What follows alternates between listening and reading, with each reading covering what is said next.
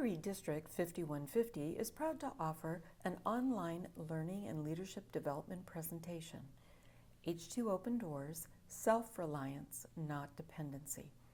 Learn about projects that encourage enterprise instead of handouts. The H2OpenDoors project is starting to do more. Hear about the good, the bad, and the ugly for working towards self-sufficiency. Hello, everyone. My name is John Kaufman. I am a Rotarian in the Peninsula Starlight Rotary Club, District 5150. Proud to be a member of this district of the San Francisco Bay Area. 8 years ago, we started a project called H2OpenDoors. And as the funny name suggests, it's H2O, meaning water technologies that we bring to villages and schools and hospitals around the world. And open doors, meaning the technology that we provide is robust enough in nature that it can provide the opportunity for running an enterprise, selling that water with the expectation that all of the revenue generated is used for the essential social services of that village. I've always felt that this is more of a self-reliance project than it is a water project. And it seems to me that when you look at the service organizations, Rotary being the oldest and most respected service organization in the world, in our DNA, we have a special ability to really promote and foster self-reliance at the village level. After all, we were founded by Paul Harris and a group of business people.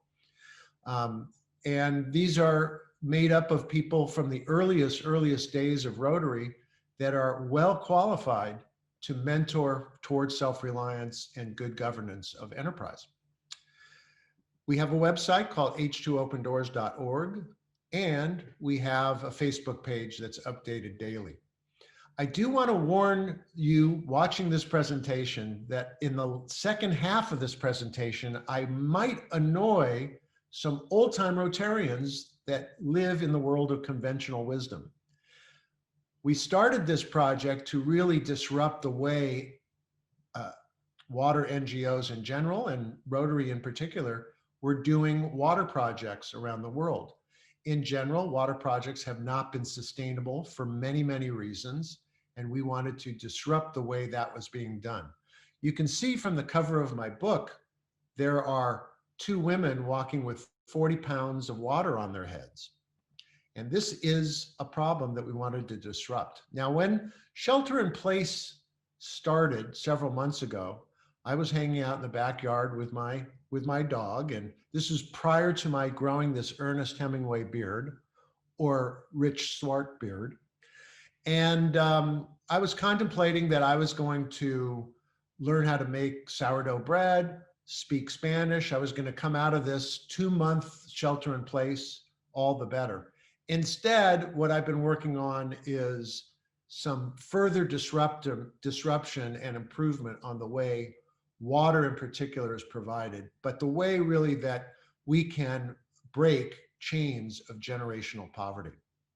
In the last 8 years, we put in 33 water plants in 11 countries, everywhere from Thailand to Nepal to Haiti, Mexico, Guatemala, and Africa. And on these expeditions, we've brought over 500 Rotarians and friends on these adventures. Kind of voluntourism meets adventure, meets service and soul.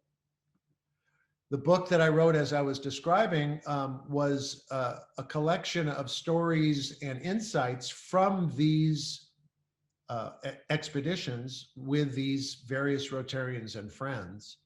And it's available on Amazon as well as Audible. An actor is reading this because you don't want to hear my voice for 4 hours. And the cover was very important because the typical water project is you put a water point someplace, you stick a straw into the earth, you pull out whatever water is available to you. And women, generally it's women, walk up to 5 miles a day to the water point and then back home. They spend their entire day doing this. They're vulnerable to attack, they're vulnerable to rape, and at the very least of the problem is they're spending all day gathering this water, not going to school, not starting an enterprise, and so forth. So we wanted to disrupt that from the very beginning. It became a bestseller early on. We're very pleased with that, but it's ultimately a story about Rotary projects. I throw concepts under the bus, shine a light on different ways to do it better. I own a marketing company in the Silicon Valley. We have about 14 people that provide all sorts of solutions. And one of the things that we provide to customers is when there's a fairly complex concept that you're trying to explain, it might take you 20 minutes to explain it, but in less than 2 minutes, if you explain it with a cartoon, it's very efficient. So I'm going to show you this cartoon, this animation that explains what we do primarily in our H2OpenDoors projects. In the world's poorest communities, the cost of bottled water is out of reach, let alone education, nutritional programs, and electricity. But with a little technology and a whole lot of soul, H2OpenDoors can transition communities out of generational poverty in as little as a year.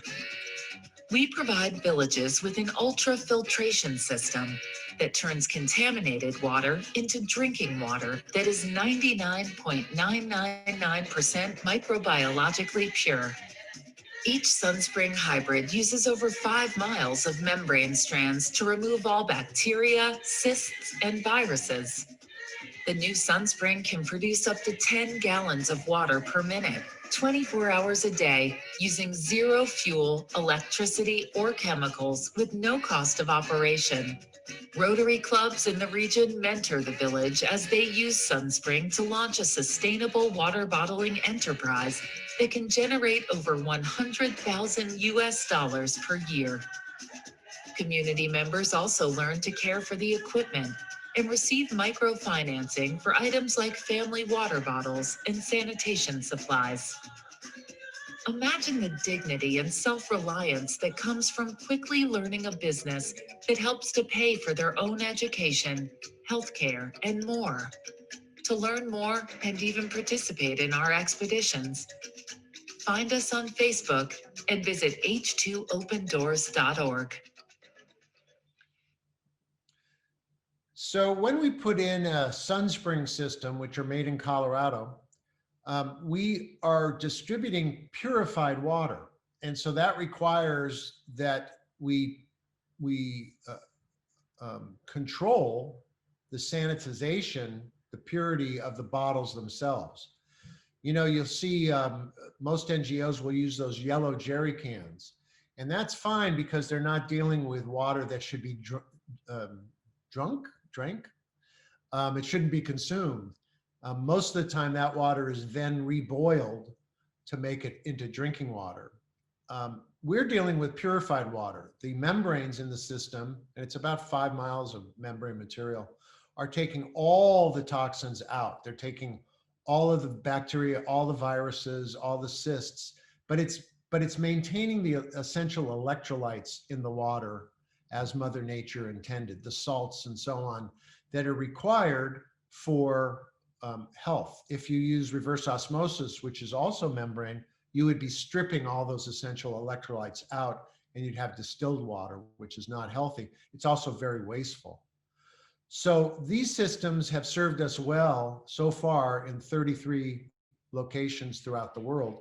They have, as you can see, it has a solar panel and a wind turbine. And each one of those 5-gallon bottles fills from the system, directly from the system in less than 1 minute. The inside of the SunSpring looks like this. It's got a computer control. There's no cost of operation. Even the pre-filter, one of the pre-filters that's in that blue housing, that doesn't get replaced, that just gets cleaned. The earlier versions, you had to replace it with a paper pleated filter, but now it's a micro mesh stainless steel filter that you just wash. The SunSpring's membrane system, which is in that big silver column in the middle, is the most expensive element. It is manufactured for Innovative Water Technologies by Suez, which used to be GE Water and Power, and it has a 10-year warranty. Sun Springs have been out in the field for about 13 years at this point, and there's never been a need to replace the membrane. The membranes have stayed intact in the field so far, and that's over 550 units that are out throughout the world. We go after, as you know, the 7 areas of focus, but even looking at the 17 goals for sustainable development, if you put in a water enterprise, you can positively affect all 17 goals. And we start with number 6, which is clean water. So if you combine number 6 with number 8, which is decent work and economic growth. In other words, if you create water enterprises, you can affect all of the other sustainability goals. You can raise women into the middle class generally within the first year. The water sales are significant, and I'll be going over the math of this a little bit on in the next few slides. When we got to the Masai Mara, this is what we encountered. This was how they were getting their water, and that was actually being sold. So these jerry cans pulling up the ugly river water were being sold at market twice a week for 1 penny a liter.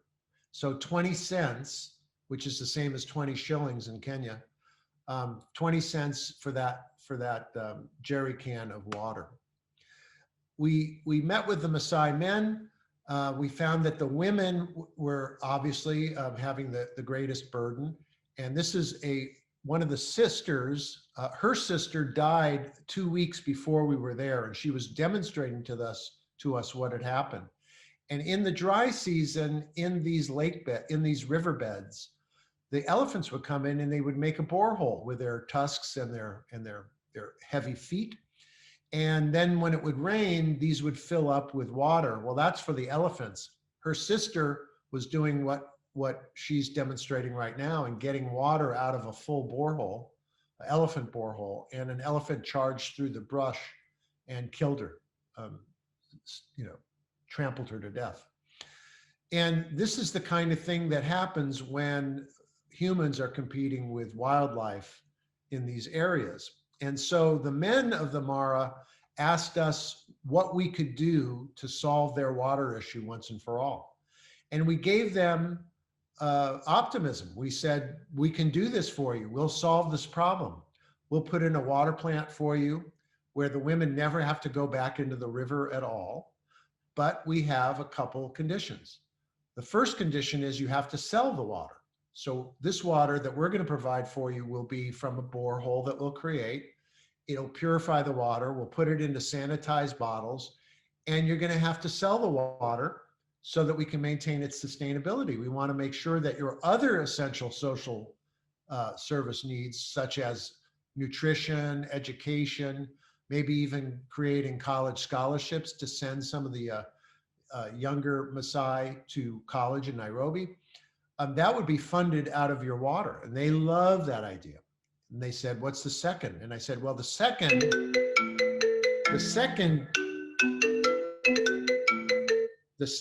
is, sorry about that. The second requirement is that the women have to run this business. The women must run this business. And they gulped a little bit, but they convened a meeting the next week with the 20 elders of the 20 clans that make up the 20,000 people that are in this section of the Masai Mara in the Taluk area. And they agreed to this. And so it was the first time really that the women have been empowered to run a business and decide how the money gets spent. Men will buy a cow.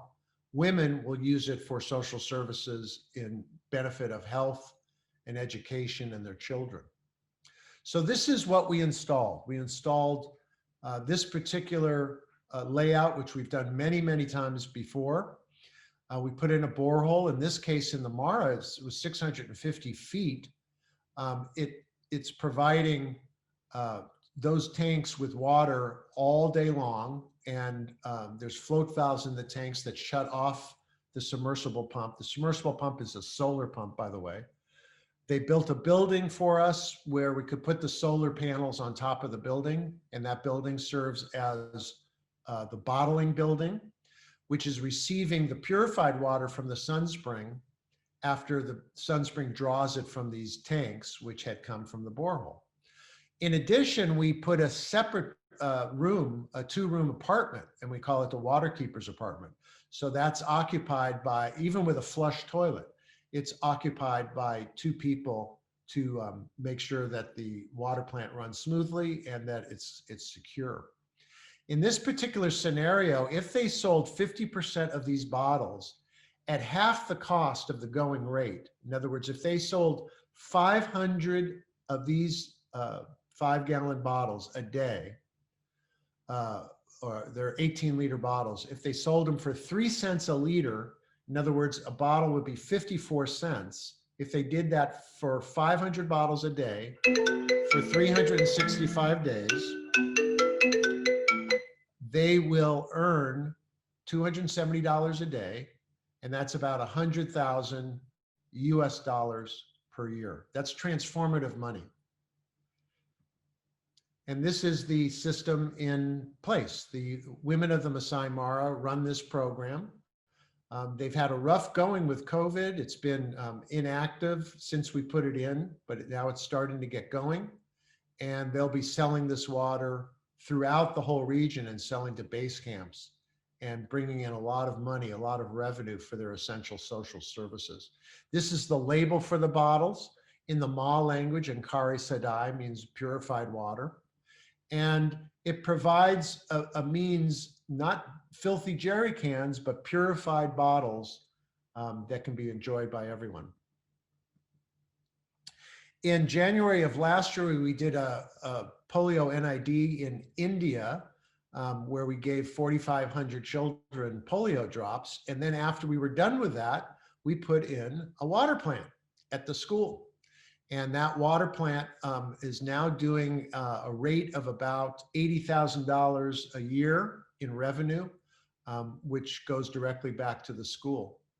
One of the Prior Lake Rotary Club out of Minnesota had donated these bicycle flatbeds, and so they were using that to move the bottles around. But in the first 3 months of operation, they had gotten enough subscribers. I think they had gotten at that point about 150. Now they have almost 300 subscribers that would get regular deliveries of bottles to their homes. And in this particular case, the parents were delivering it.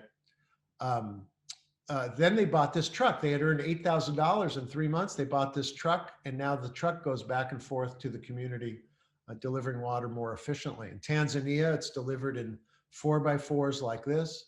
Lots of different ways.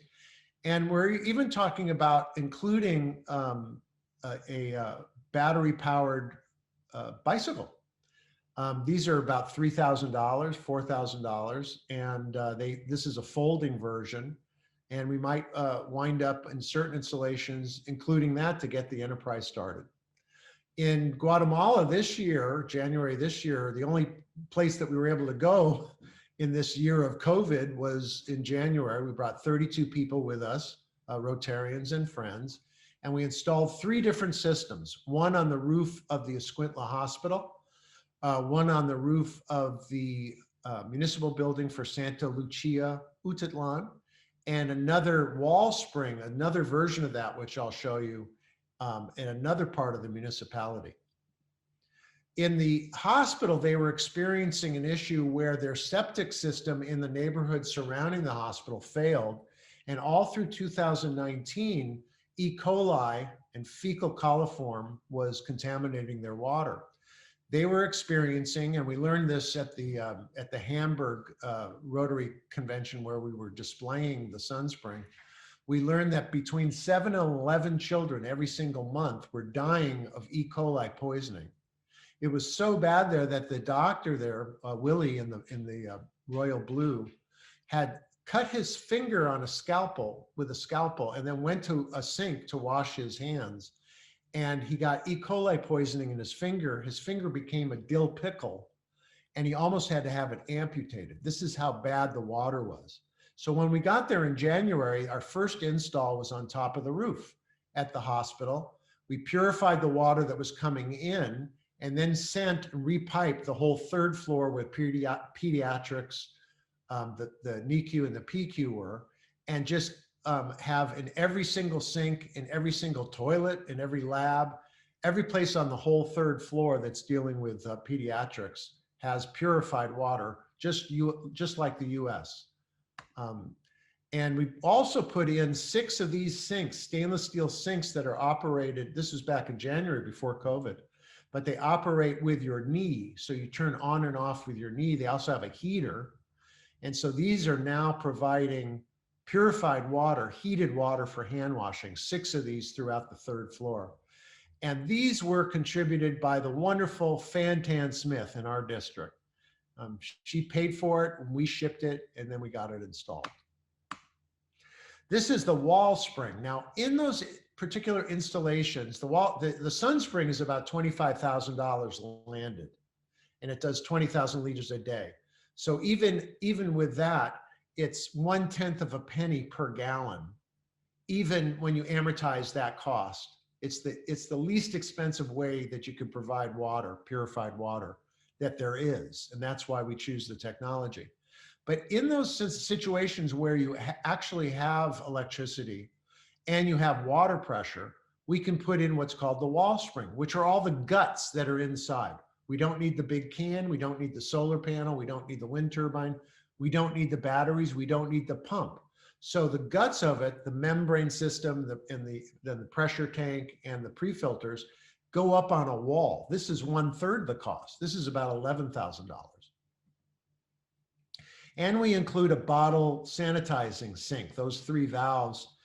2 of them are rinse valves and 1 of them is a chlorine valve, so that we can blow up chlorine and rinse these bottles before we fill them each time. And on every expedition, we divide we had 32 people in Guatemala, so we divide up into thirds. 10 people are working on the Sunspring installation, while another 10 are working to install computer labs. And this is a Rachel computer lab where they don't have internet here, but we've provided a server, the Rachel remote area community hotspot for education and learning, that contains all the Khan Academy, all of Wikipedia, the great books in dual languages. So it could be Spanish and English in Guatemala, Swahili and English in Kenya, and so on. And the other third of us, another group of 10, and on the Guatemala trip, it was mostly the San Francisco Chinatown Rotary Club, conducted these amazing eyeglass clinics. We distributed, I think, 530 eyeglasses to 530 people. These are reading glasses contributed from we bought them from Restoring Vision, who gets these contributed from Foster Grant. These are brand new glasses in all sorts of different powers. And so this is a very meaningful part of every trip going forward.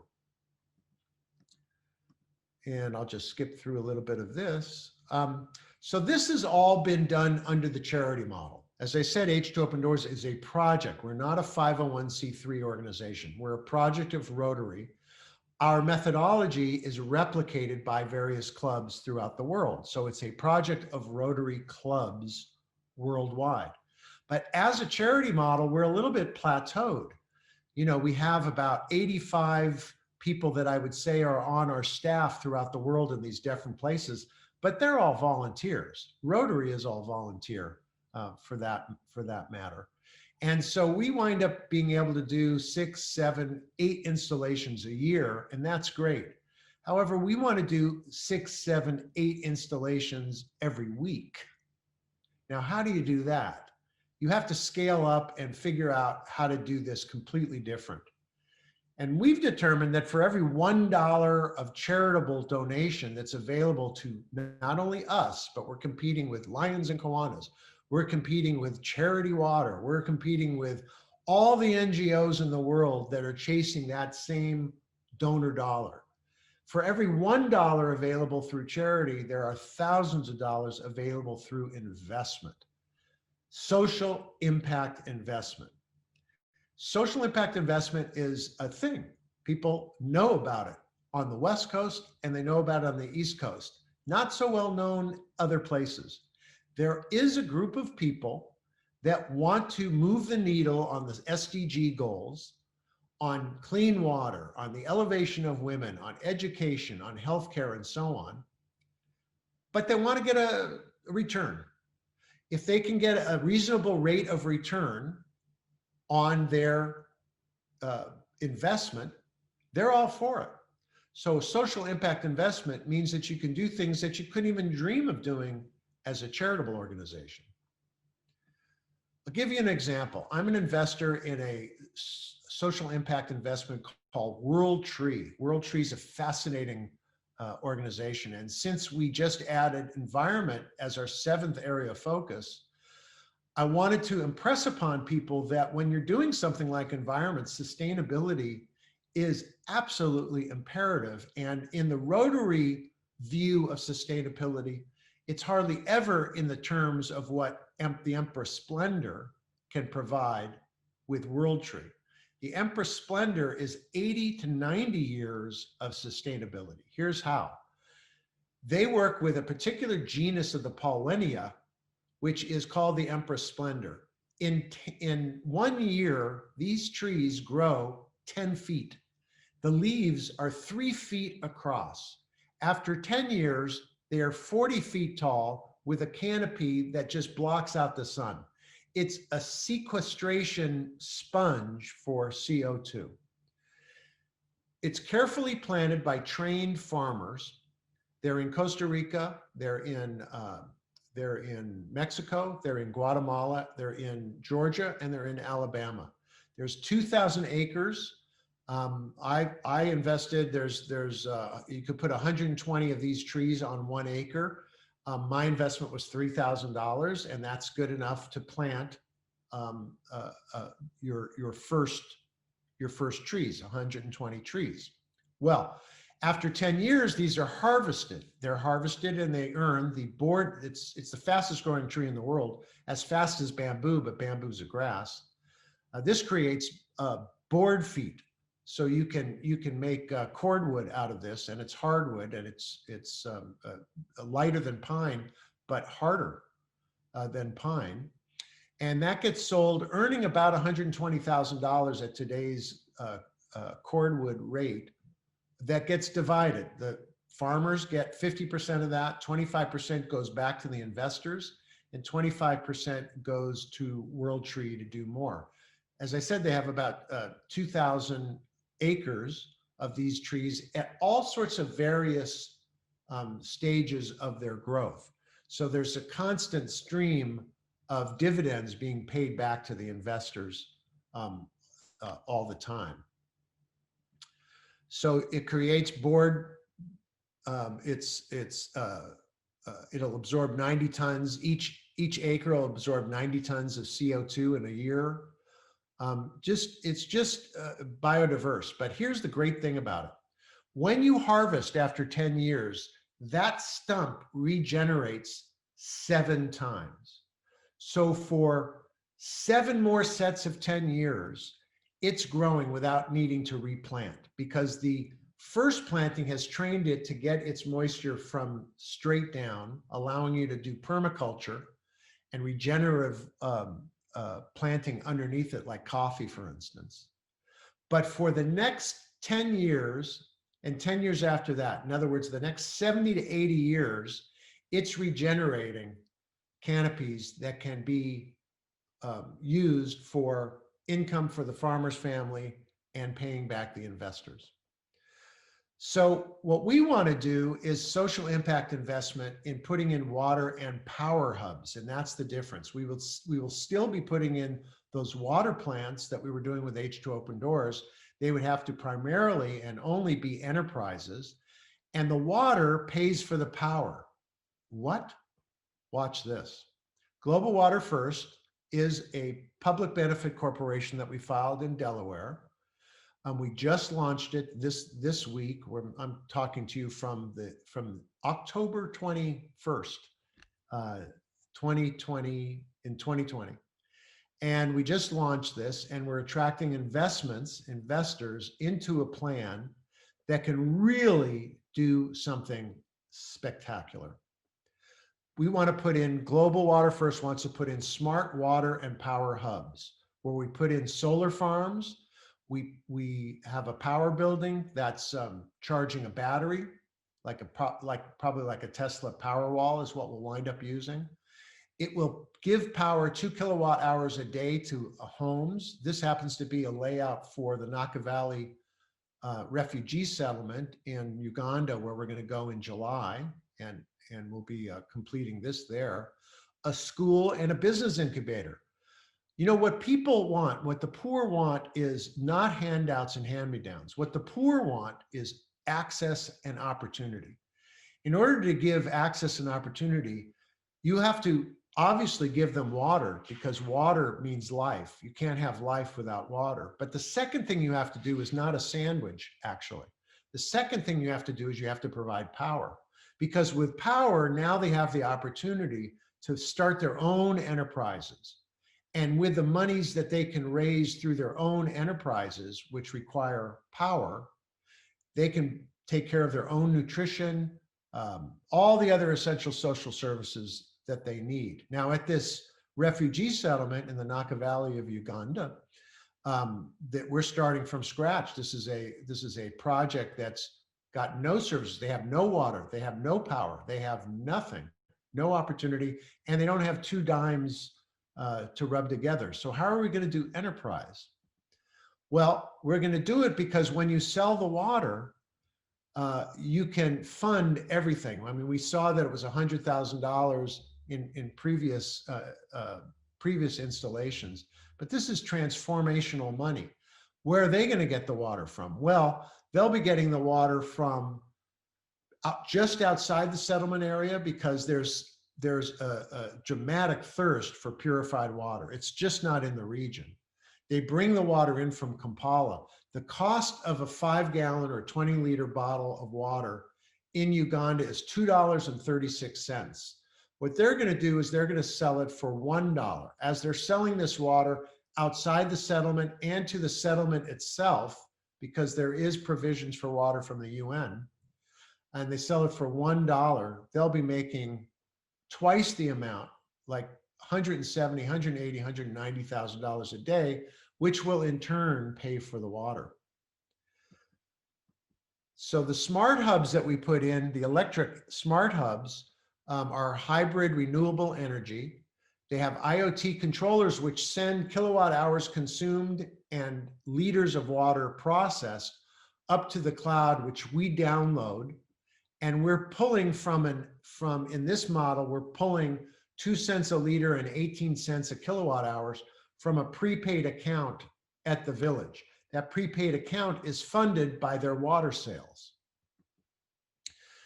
We pull that down onto our local and cloud servers.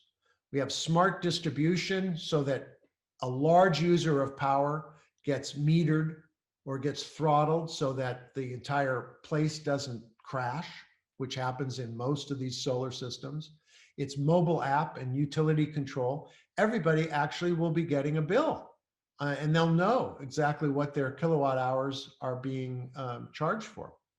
And full analytics for alerts, supply demand balance, and so on. The water gets delivered in trucks or by donkeys or however, but this is what's driving all the revenue to make all this happen. And as I said, the sale of water pays for the cost of power. It's worth saying again. The sale of water pays for the cost of the power, and it can pay for village internet. You know, we put in those Rachel systems. Well, in a smart water and power hub, we're creating electricity. So we don't need the Rachel. We can actually provide the internet. So one of our partners, they happen to be in Wisconsin. They have a teleport, and they can beam down an internet of 1 gig.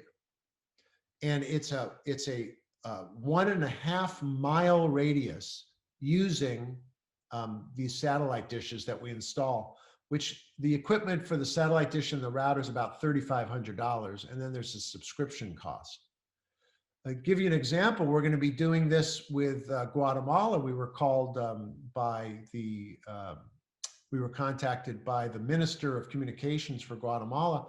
They want to put in hi-fi spots, Wi-Fi spots, no-cost Wi-Fi spots in 80 parks throughout Guatemala. And we can certainly do that for them. This is $3,500 per park, and then there's a subscription cost. When you log on, if you're a Guatemalan and you're in a park and you want to get on the internet, you would be greeted by a message from the president of Guatemala saying, you know, this week let's focus on all wearing our masks, or whatever he wants to say. And then it'll have advertisement, and these advertisements will pay for the daily cost of subscription of managing at each park from the teleport what it takes to have this Wi-Fi feature in place. Well, it's this same provisioner that we're going to use at villages that we're not only electrifying, but we're including Wi-Fi for the entire village. So in July, we'll be going to the largest refugee camp, and they even have a Rotaract club. This is in Uganda. And the motivated collaboration here is Global Water First meeting the sustainability goals. The impact investor wants a return of dividends and capital. And the village utility that would be set up is interested in the provisioning of water and power.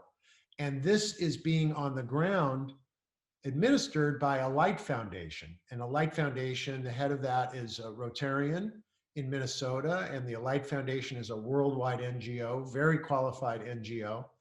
And this is who we're working with and collaborating to do this project.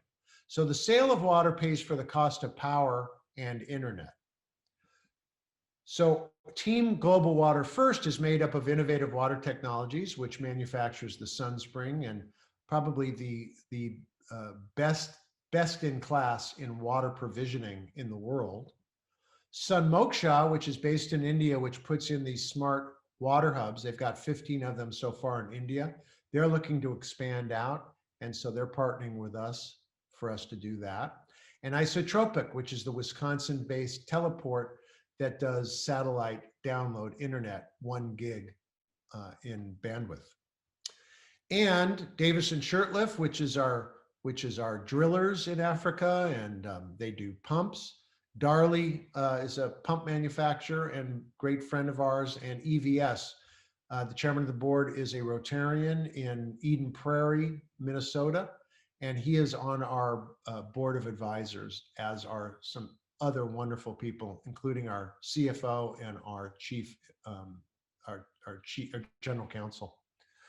So Steve Patskowski, another Rotarian, and I founded Global Water First to be able to really scale up the work that we're doing and to do whatever we can to break the chains of generational poverty throughout the world.